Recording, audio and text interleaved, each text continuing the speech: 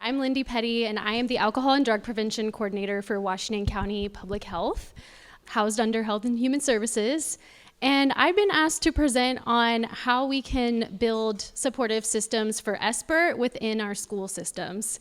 And I know we have a lot of school folks in the room today, some of whom I've met already. So some of this content might not be new to you, but hopefully everyone takes away something from it. I did want to mention that I actually co-created this presentation with my colleague in Deschutes County. It's supposed to say Heather Tang, not Health Tang. You can see where my head is at all the time.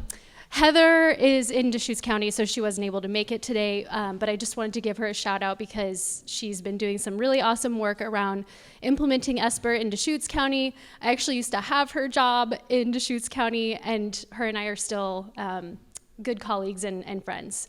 So just a brief little introduction about myself. I coordinate our alcohol and drug prevention and education program.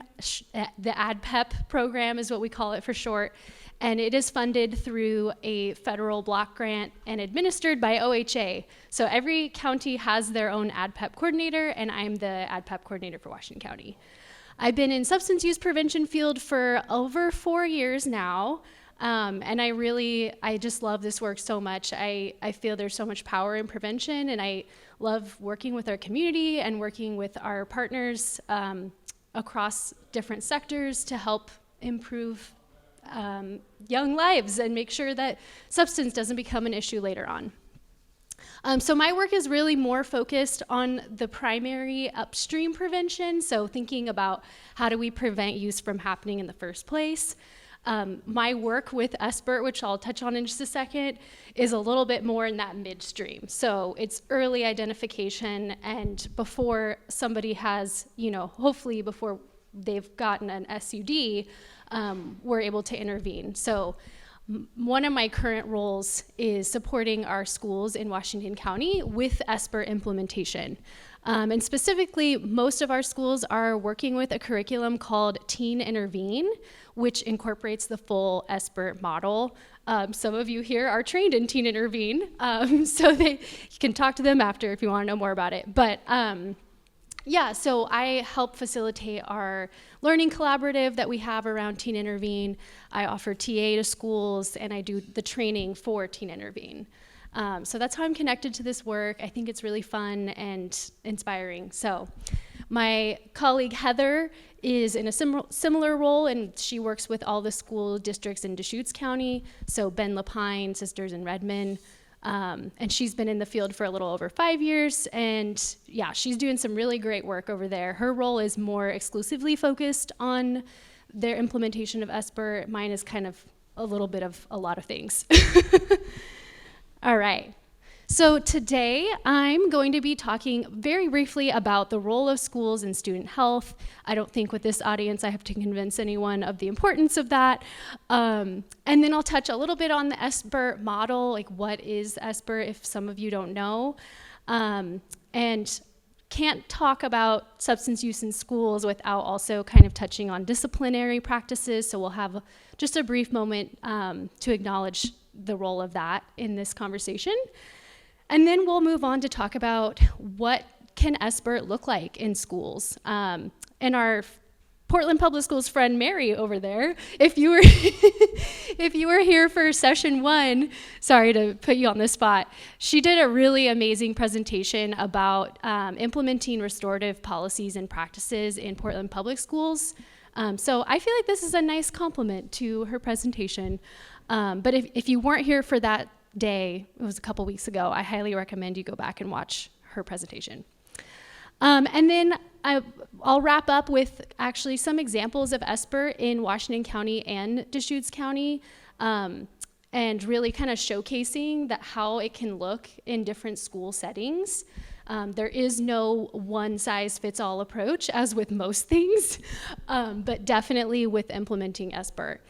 And so with that, there's also some challenges and limitations sometimes that we experience with implementing something new. And for a lot of schools, SBIRT is more of a new process.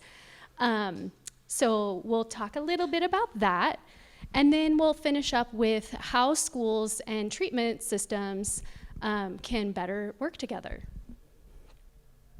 Okay, so it kind of goes without saying the importance of schools in student health. Students are in school for a good chunk of their life, for their youth life. And, schools have direct contact with almost all youth. So it really does serve as an important conduit and hub for student well-being. And we know that if students are not well in any way, or they have extra barriers that they're facing, they're not gonna be performing as well in school. So that connection, I think, is pretty well established, that healthy students are better learners. And schools can play a really important role in helping them develop, healthy lifelong patterns and behaviors. And when we have the right policies and practices in place, we can help students achieve that health and well-being so that they're better learners. And we know that just throughout the pandemic and the last couple years, we've been seeing that student well-being is such an important aspect of students being able to learn in a safe environment. And so if they're, having anxiety or depression or, not connected to peers in a positive way, like those are things that become a barrier to the learning environment. And substance use is one of those things that sometimes becomes a barrier to learning. So we want to treat that as a health issue and not just, a kid trying to be rebellious. Again, I don't think I have to convince this audience about that.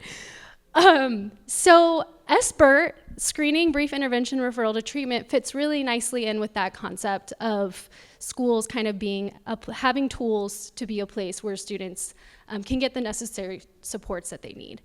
Real quick, how many of you are familiar with SBIRT? Is there anyone who isn't?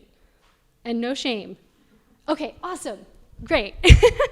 So screening, brief intervention, and referral to treatment is really a comprehensive public health approach to ensuring that students, not just students actually, people who may be at risk of using or may be at risk of having a substance use disorder are properly screened, and depending on the outcome of the screening, so if they might be at higher risk for an SUD, they would then be referred on to treatment. But if they're maybe in that lower risk category, they're going to hopefully receive a brief intervention.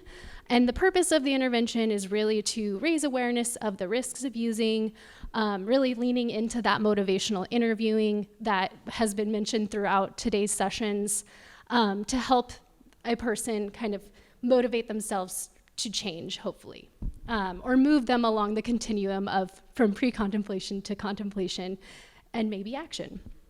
So it's really a great tool that can be implemented in a variety of settings. It doesn't just happen in healthcare, it can happen in schools, in juvenile settings, because it is so user-friendly in a way with the screening processes being pretty clearly outlined, and then, a brief intervention tool. And referral to treatment can be tricky just because we know the state of treatment right now. It's hard to connect folks with services, but that is also an important part of it.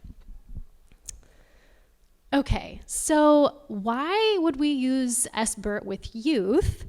I don't think I have to make a big case here for that, but we know that substances can really impact adolescent brain development in really harmful ways, and can really lead to harmful long-term implications for their health. So the earlier we can intervene in a young person's substance use, the better. And ultimately the goal is to prevent future, more severe substance use challenges down the road, because we know that the younger a person starts using, the more likely they are to develop longer-term issues around substances.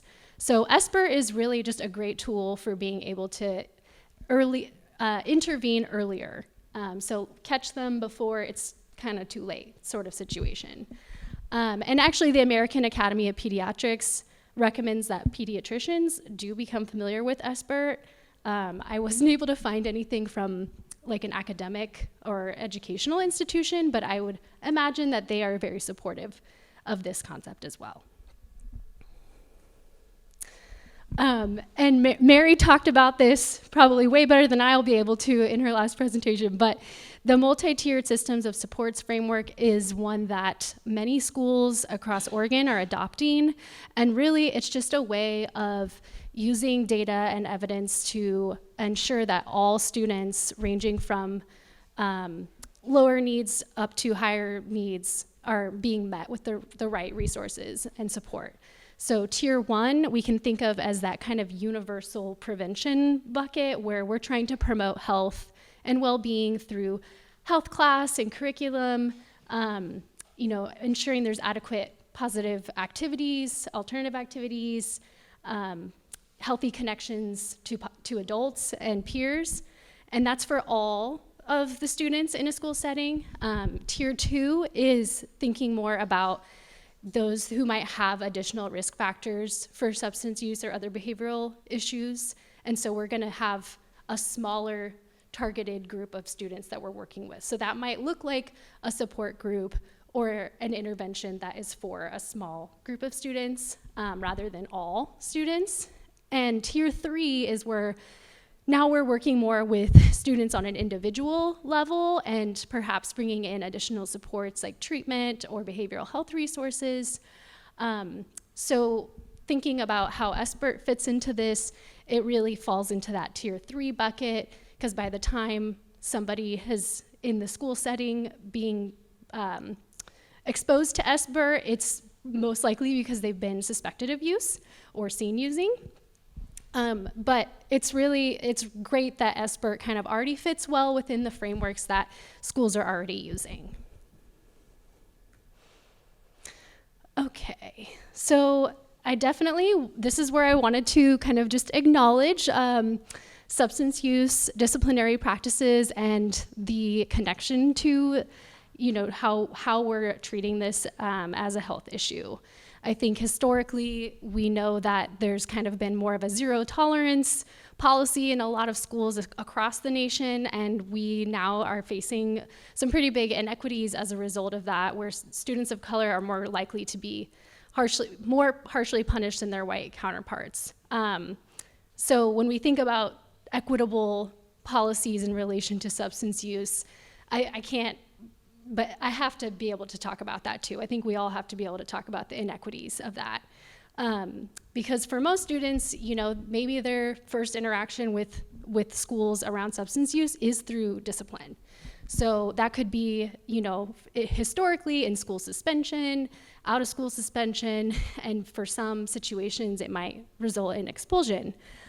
And we see inconsistencies in our schools about how this is implemented, like who's more likely to get suspended for substance use? How many days are they getting suspended and taken out of the school environment, which we know is pretty harmful to their learning and feeling of connectivity.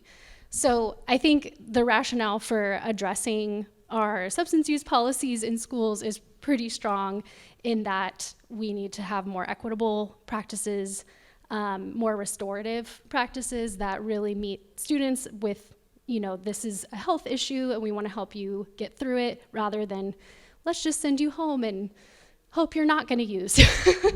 So, and another thing I wanted to address here is just that oftentimes what I've seen in working with schools is a hierarchy of substances where not all substances are treated the same. And again, kind of going back to policy, sometimes we actually see completely different policies for tobacco compared to alcohol and other drugs. And so with that being said, I think if we can look towards policies that incorporate an SBIRT model into this while focusing on keeping students in school, then we're gonna hopefully see better outcomes. So that's all I have to say about that. Okay, so back when I was working for Deschutes County, we actually ended up developing this roadmap for how to implement SBIRT in our schools, because what we are recognizing is that as more and more schools started to get interested in this, people were moving along in the continuum of this implementation at different paces. And so we had to kind of figure out a way to talk about like, okay, where is this school at in terms of implementation? Because you can't just decide one day we want to incorporate SBIRT. We know there's a lot of systems involved, a lot of players. We need a lot of resources and capacity to be able to do it effectively. So this was how we really categorized the process and broke it down. And so the caveat there is that the roadmap was originally developed for integrating SBIRT into a disciplinary protocol where it served as an alternative to out-of-school suspension. And in Washington County, not all schools are using it that way, but this is still, I think, a really good framework to think about how do we build readiness and capacity to successfully and equitably implement SBIRT. So we can think of that phase 1 as exploration, where our schools are recognizing that maybe what we've been doing to address substance use hasn't been working, and this seems like a better alternative. And in this phase, this is where we're gonna be assessing our capacity, who's gonna be involved in rolling this out? Are we gonna rely on internal staff? Are we gonna work with community agencies? Where do we need to increase buy-in? Are all of our principals and admin bought into this process and believe that it's a better alternative than our traditional response to substance use? This might also be where we're assessing our policies. Do our policies reflect what we are hoping to achieve with addressing substance use as a health issue? We put 1 to 3 months in the exploration phase. It could be longer. So honestly, all those time estimates were very dependent on the schools that I was working with in Deschutes, and is dependent on a lot of factors such as school size, readiness, et cetera. So keep those timeframes in mind with a grain of salt. So for phase 2, this is when we would actually move out of, okay, we're thinking about this, and we feel like we have the right resources in place to actually start implementing a process. So now we need to kind of plan for it and figure out more of the nitty-gritty details and system planning. So this could be establishing protocols, establishing policy that align better with incorporating SBIRT into the workflow, ensuring staff are trained and that we have the right capacity to do it. So it's less of we're thinking about it and increasing our readiness to now we're kind of moving into more of actively planning for it. And then phase 3 would be, thinking of an initial rollout, or like we have a set launch date when we're going to start screening students who are using or self-referring. That's another piece that has to be figured out, is what does that look like for us? Are we gonna do self-referrals, or is it gonna be only wrapped up in the discipline protocol? So in this phase, as you can imagine, sometimes there's some kinks you gotta work out. With any new process, there's gonna be challenges.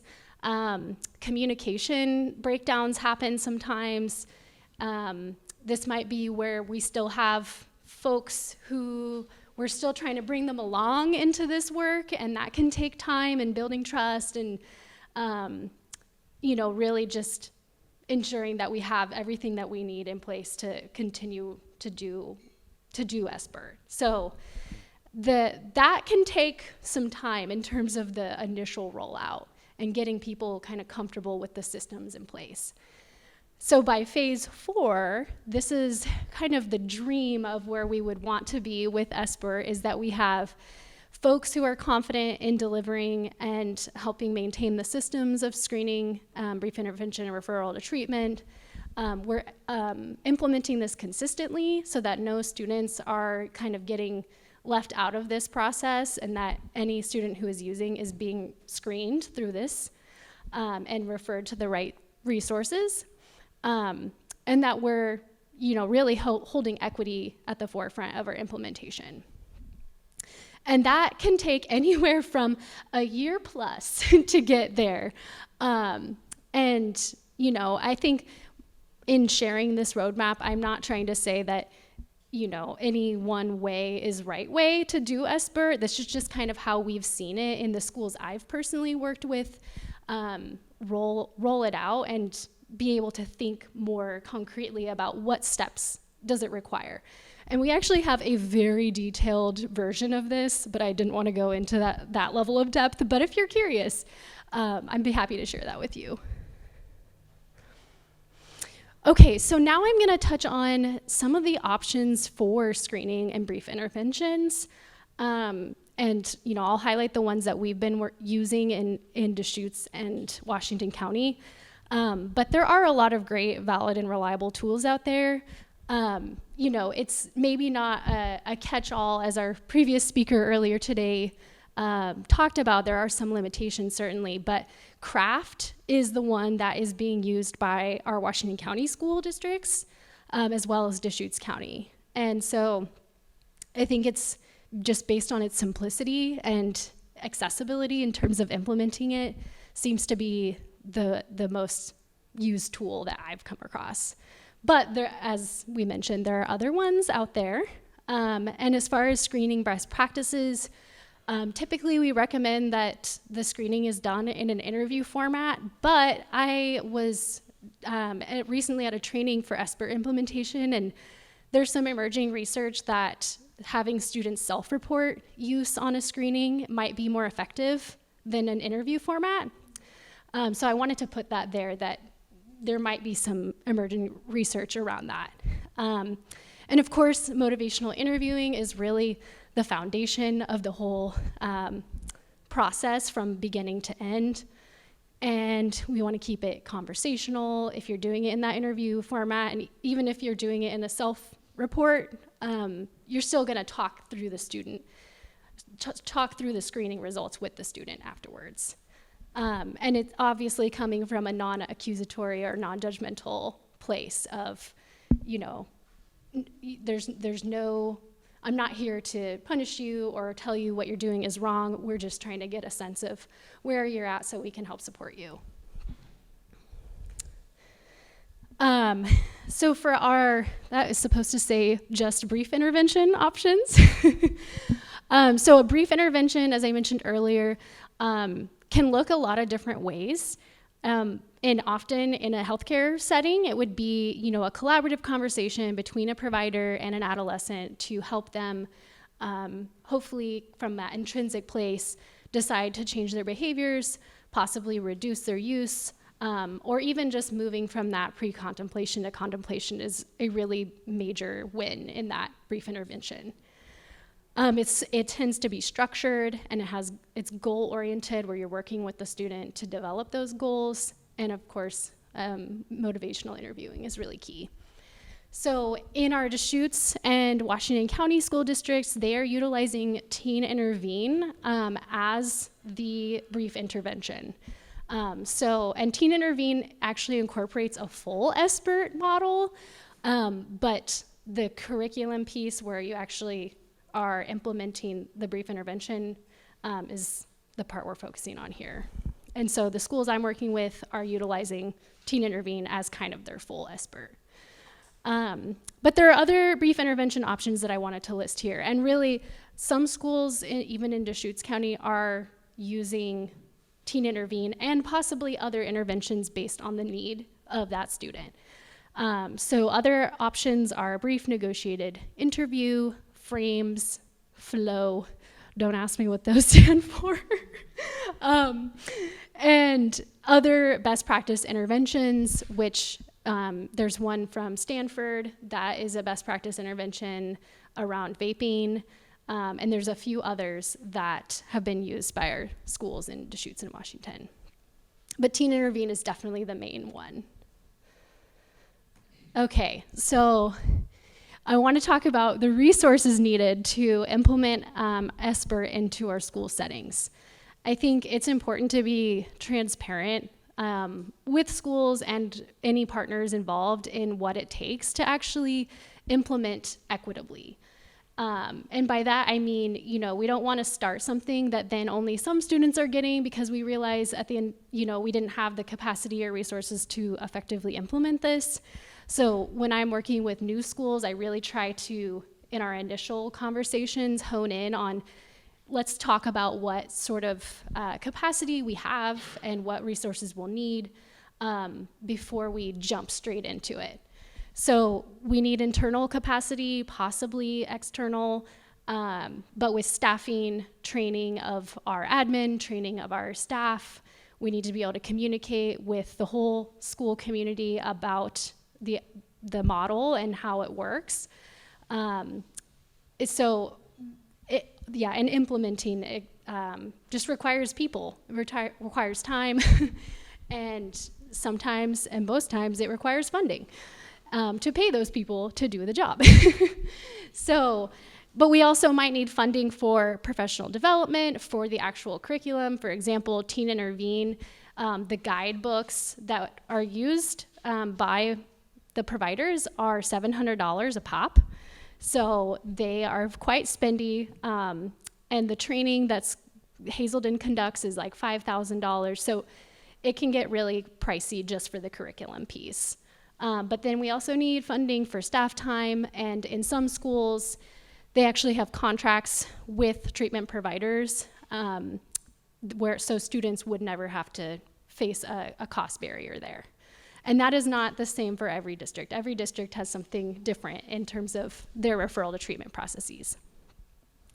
But I did mention, or I put a bullet there about contracts with treatment providers. I think in the schools that I've worked with, that has been kind of the ideal, is that you have a contractual relationship with a provider so that we're never left with, okay, where does the student go next? And it can be an easy referral. And then defined policies and protocol. If we don't have kind of a clear direction of where we're going and how this fits into our discipline, like I mentioned earlier, we may run into challenges down the road with that consistent and equitable implementation. So I think it is important for the protocol to be really ironed out before we jump straight into implementation.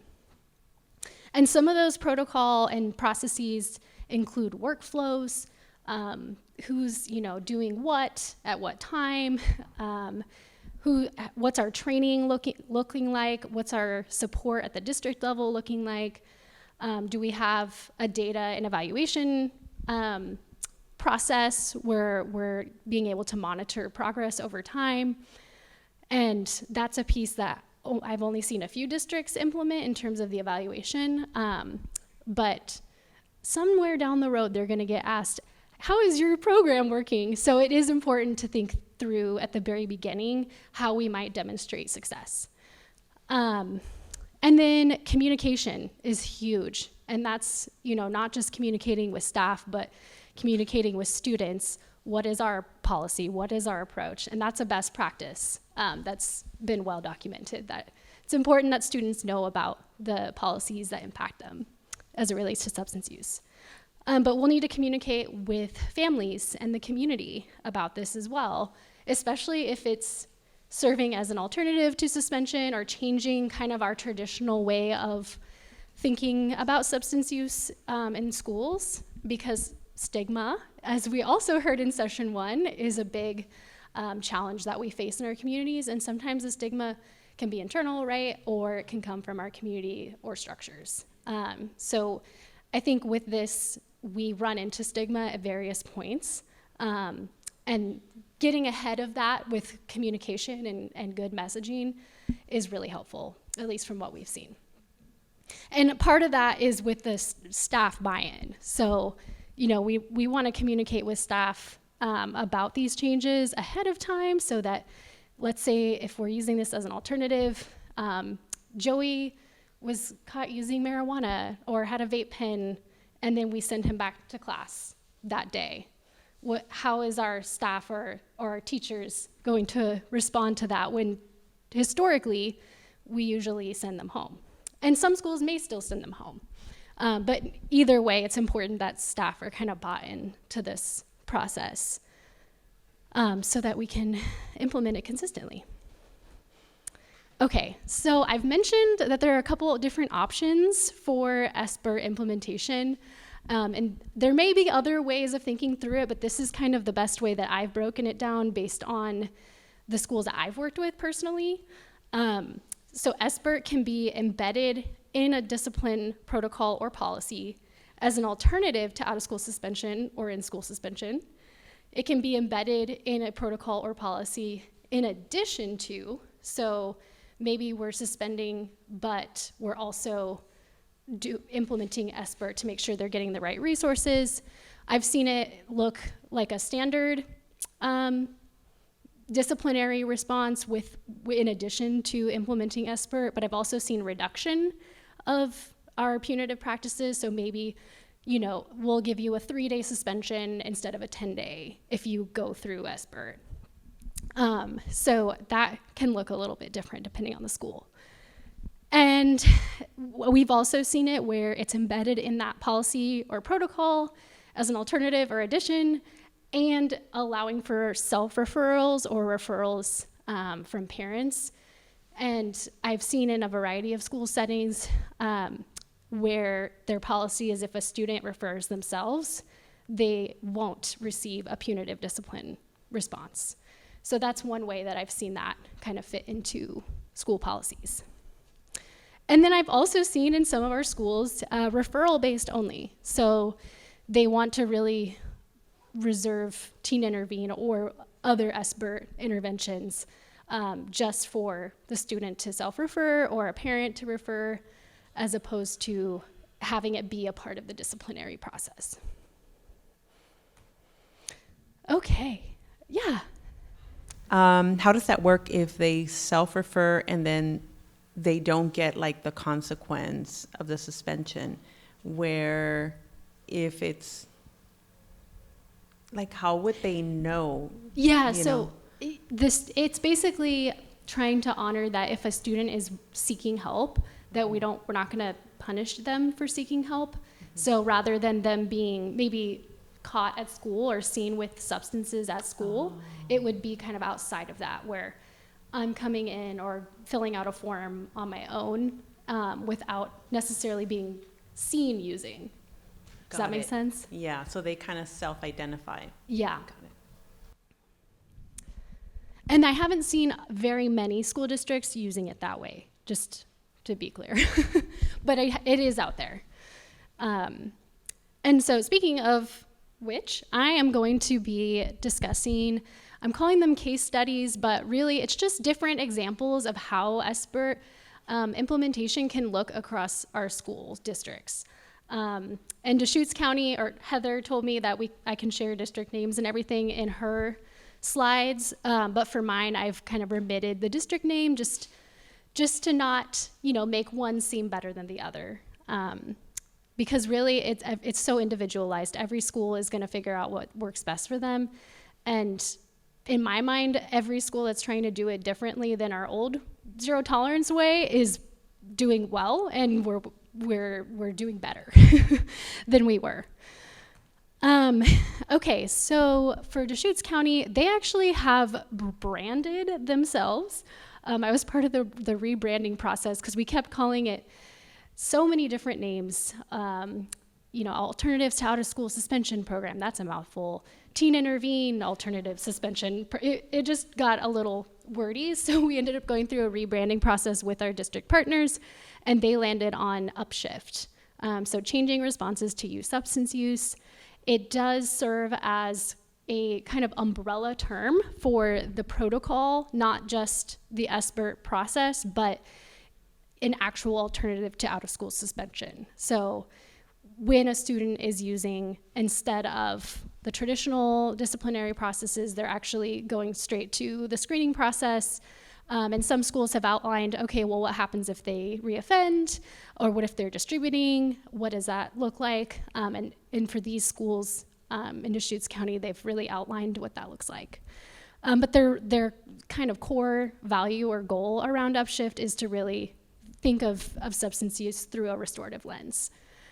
And it is adopted by all 3 school districts in Deschutes County. There's only 3 because they're a smaller county. And their protocols, I'm sorry, I gotta look at my notes because this is Heather's stuff. Their protocols do have some slight variations. Ben Lapine District has actually told, not through policy, but through a protocol, we want all schools to be using SBIRT and Teen Intervene, whereas Redmond School District is on their way to actually implementing a policy. They wanted to do a pilot year, but it sounds like it went really well, and so they have adopted this alternative process into their policies. And as far as treatment goes, that also looks different in each school district. So Ben Lapine School District actually has a contract with a provider called CareOregon, and they're a telehealth provider. So whenever a student does meet the criteria for a referral to treatment, they are referred to CareOregon. But for Redmond School District, they have a contract with Rimrock Trails treatment provider. And so whenever there's a student in need in Redmond School District, they are referred to Rimrock. There have been some challenges there with wait times and getting students in quickly, but they actually have a contract with them to make sure that if a student for whatever reason has financial barriers to treatment, they're not on OHP, that it's not going to fall on the shoulders of the family to pay for it. And then Sister School District, they're a small little district kind of right outside Bend, about 40 minutes. And they have even more difficult time with treatment providers because of that rural aspect, and that they're kind of more out there in terms of getting students physically to, we talked about youth friendly in the last presentation, and it's just hard to, there aren't any physical treatment providers in Sisters. And they don't have as many resources as Ben Lapine to do the Care Solace piece. But yeah, they implement Teen Intervene, and I'll move on to the next slide for that. The kind of if you want to see SBIRT in a nice little graphic here, student is using substances, participation in this protocol is offered instead of out-of-school suspension. However, if a parent does decline participation, then they do lean on more traditional punitive responses. So that parent-guardian consent is really critical. And then they would go through, if the parent consents, they go through the screening referral and are either referred to Teen Intervene, and they work with someone who's trained to implement it for 2 to 4 sessions, depending on that student's needs, and 1 parent session, if the parent agrees to that. And then for students who screen as high risk, they're going to be more in that. They're going to be in a referral to treatment. So this is a fancy real life model of what SBIRT can look like in a school district. I don't know if you know the answer to this question, but do you know who's implementing that program in the schools? Do they have like specialized staff? Do they have school counselors implementing it? Do they have social workers? Who exactly in the schools is implementing it? Yeah, that's a great question, and it really varies by district. For the most part, it's internal school staff, so counselors, possibly social workers if they have them, but not every school has them in the region. And that was a big challenge. Back when I was working with the Deschutes schools, just the fact that they were relying on people who already had full-time jobs. It was hard to add this into it. But I am aware, I think Mary shared, that Ben Lapine is hiring a CADC. And I'm curious if maybe it's because they're going to be implementing Teen Intervene and adding that capacity. But that's... Madras did? Mm-hmm. Awesome. He reached out to the team I work on. That's great. So that's somebody to implement the program in the schools versus somebody they're referring students to? I don't know. Yeah. So awkward. Yeah. The person from Madras found the PPS team and sent us the email, and and that's all I know. I don't know if they're doing it as a diversion to discipline or if maybe they hired him to help them figure that out. So lots of unknowns. Yeah, so at the time when I was working with Deschutes schools, they had not hired extra capacity, but Heather is not here to respond to that question more thoroughly. But I think in general, we see it more success in the schools that do bring on additional capacity, just because it is so time intensive. And if, for example, we have 10 students in a week or 20 students in a week who need services, it's almost impossible for internal staff to properly screen and route to brief intervention in a timely manner. So yeah, I think from a recommendation standpoint, we would recommend that school districts hire extra capacity, which kind of goes back to our resources needed slide. Okay, so I'm gonna go over actually, can I do a time check? I'm sorry, it doesn't say. 6 what? It's 123. Okay, so do I have like? That's a 140. Cool, thank you. So I'm going to go over 3 case studies of Washington County school districts, and these are districts that I'm working with, but I've taken out their name and just kind of given a vague description, and I'll go through the different elements of what they're doing for SBIRT implementation. So the first Washington County school district, I want to make sure I can see all my notes, I'm sorry. Okay, so it's a large district in a suburban area, which is like most of Washington County, and a diverse student body. And they actually have a formal policy in place that they refer to as their ATOD Progressive Discipline Plan. And in this plan, they've outlined, first, second, third plus violations, and how do we respond to them, with the goal being reducing suspension days, and connecting to services and connecting with the family. And they have outlined what happens if they're distributing or selling on campus versus possession, with obvious reasons. There's school safety involved and whatnot when people are distributing. And they have actually, a full drug and alcohol continuum of support that they've really outlined, that is given to all their counselors and admin and everyone to know, okay, a student self-referred, what do I do? A student was using, and this is their first time we've seen them using, what do we do? So it's very clearly outlined and it's very detailed. And so I've heard from different schools, sometimes they want more detail, sometimes they want less detail, and more ambiguity.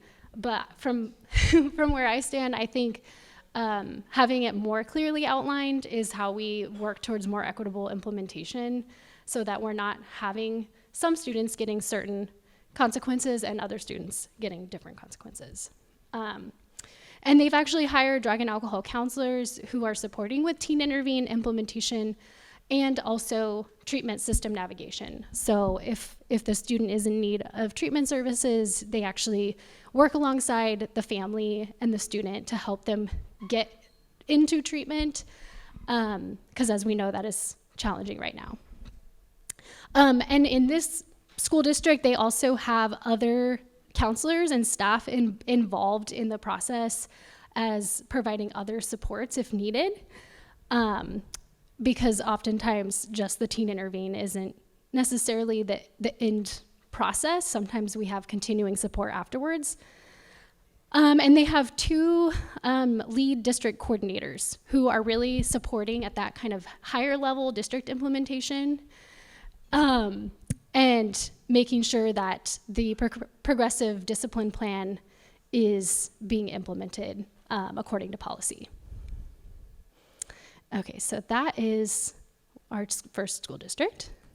Second school district, also a large district, suburban, diverse student body. And in their, it's not necessarily outlined in their policy, but in their student code of conduct, they have really outlined, similar to the first school district, what does it look like when we have our first offense, second offense, subsequent offenses. And they have distinguished between use and possession and distribution. But embedded within that student code of conduct is the referral to the substance use specialists for SBIRT, and really underscoring trying to do a more restorative approach, or referral to a treatment provider if needed. As far as kind of focusing on a reduction in suspension days, it was a little it's a little unclear to me on that piece with this one. But what is really great is that they did hire substance use specialists to actually help with implementation. So it is adding that school capacity, and my understanding is that they have a substance use specialist who is assigned to at least every middle and high school in the district. And what they do is also implement Teen Intervene, or our SBIRT model, and support students and families through that process. And they also have kind of a lead district coordinator. They do have a person who is at the district who is helping support the program rollout. Okay, only a couple slides left. All right, and our last district that I want to highlight, again, just to showcase the variety of ways that this can look in our school settings. It's medium-sized, rural and suburban, diverse student body is how I would describe this school district. And their policies do not specifically outline Teen Intervene or using alternative approaches, but I know from working with them that they are using Teen Intervene as an alternative to suspension. They also have voluntary drug testing, which is interesting. I haven't seen that in a lot of other schools, where if the student voluntarily, or if they're over 18, they can do that. If they're under 18, their parent has to consent. But if they screen positive, then they don't have any disciplinary or punitive discipline. So I thought that was an interesting add-on for this school district. And the parent-student handbook really underscores restorative justice as their disciplinary response, and that they're ultimately trying to meet the student where they're at and not rely on traditional punitive responses as much as they can. For a variety of misconduct issues, not just substance use. And they, my understanding is that they have extra capacity. I don't know if it was hired as a result of deciding to use Teen Intervene, but they have folks who are not just counselors, but are designated mental health care coordinators or specialists who are helping to implement SBIRT. And again, supporting families through the process. And they also, like the last couple districts, they do have a lead district coordinator to support with the whole process from that systems level. Okay, 2 more slides. So common challenges of SBIRT in schools. I feel like I could do a whole presentation on just this piece because it's not easy. So I really commend school districts who are taking this on, because it can be complex. There's a lot of things involved, can sometimes be political. So I think it's great that schools are trying. But really, I think I want to just underscore there's no one size fits all. The importance of walking before running. So as we walked through those implementation phases, really making sure that we have adequate resources, our policies align with our values and align with the SBIRT model before we jump into, let's do this. And we do see sometimes that is a challenge, is that schools get really excited and want to jump straight into it before kind of checking all those other boxes. And something else with SBIRT is, in terms of the research is growing around its efficacy with adolescents, but it's not really appropriate for super youngers, and especially the different interventions that we use have not been tested in those populations. And unfortunately, we do see substance use in the youngers, but definitely more in the middle and high school. We also know that community norms and beliefs around harm reduction, as we've heard throughout the couple days of this learning series, can be a really big challenge. And I put stigma as kind of one of our main barriers there. Sometimes we might run into families or situations where they're not fully bought into the idea of harm reduction, and Teen Intervene specifically, which is the one that the schools I work with use, does take a harm reduction approach. So it outlines a reduction of use as an option, as well as abstinence. It's definitely not abstinence only based. So that can be a challenge sometimes with families coming to realize that, and sometimes they don't consent to teen intervene. So I think that kind of just contributes to the need for more stigma reduction work.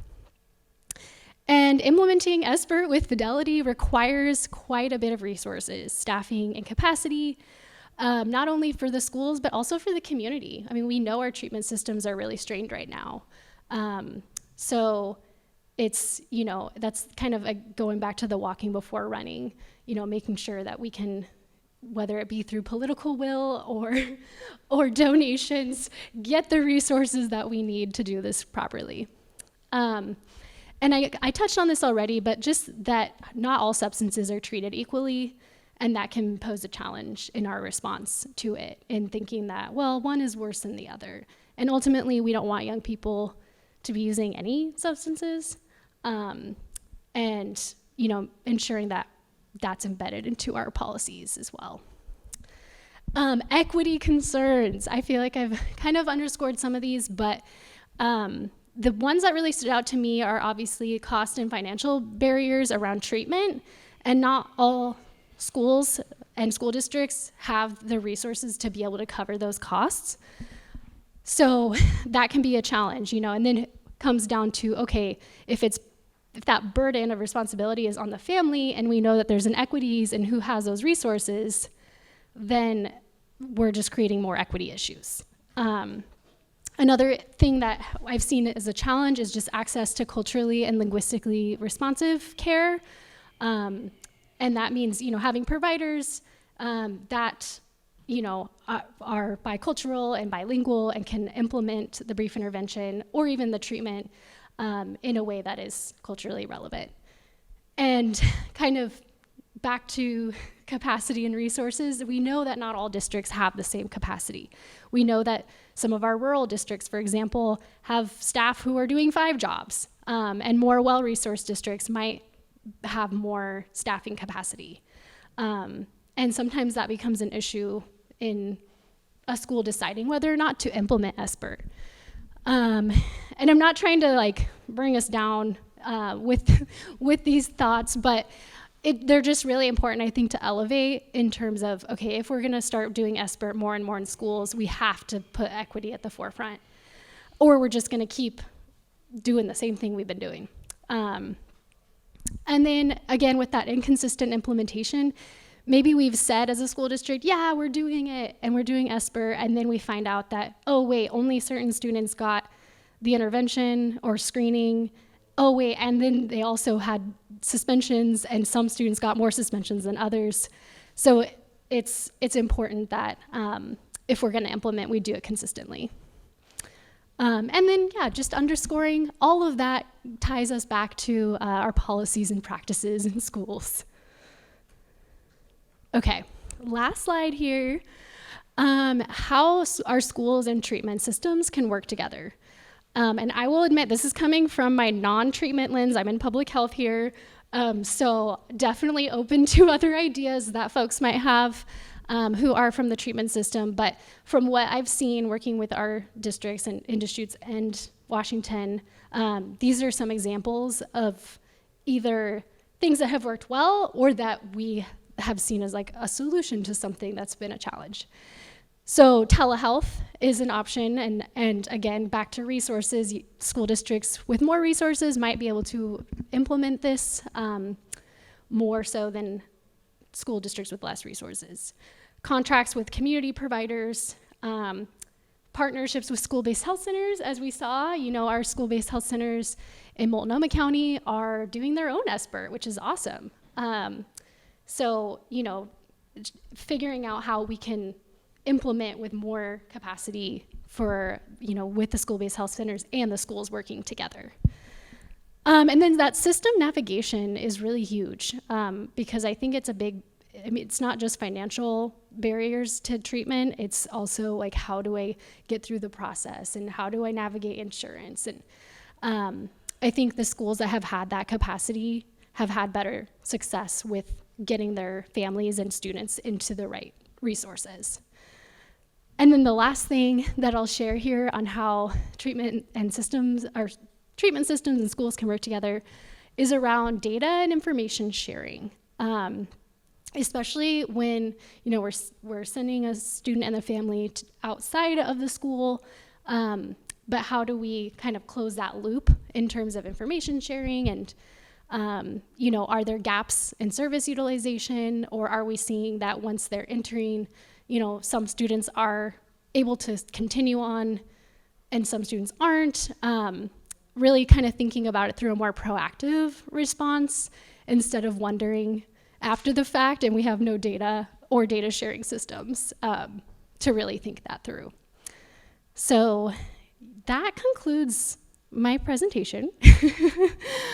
And I don't know how much time we have left for questions, but I will take questions and comments now. I'm just glad your recommendation was that school districts look at hiring additional staff to implement this. I think the big issue that a lot of districts run into is that the resources piece, right? Mm-hmm. And just having worked as a school counselor for many years, school counselors are stretched thin. And so if you're trying to implement this in school districts where there isn't additional staff and they're juggling 1,000 balls in the air at one time, it can just seem like another task. Absolutely. And then it loses its importance. So thank you for making that recommendation. Yeah, absolutely. And it's tough because resources are not easy to come by always.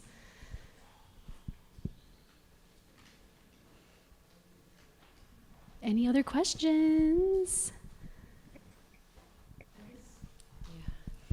I guess I just want to say thank you. It's a great training for me to make me aware of this other way of more treatment approach instead of penalizing students. And yeah, I wasn't aware that there's this other route that the school districts can take, and it's nice to see that change happening. Yeah, you're welcome. I've been very pleased to be able to and honored to work with schools on this, because I think more and more districts are saying that what we're doing isn't working and is honestly only causing more harm. So how can we cause less harm, disrupt the school to prison pipeline, and you know, help students be healthier? So it's exciting work for sure.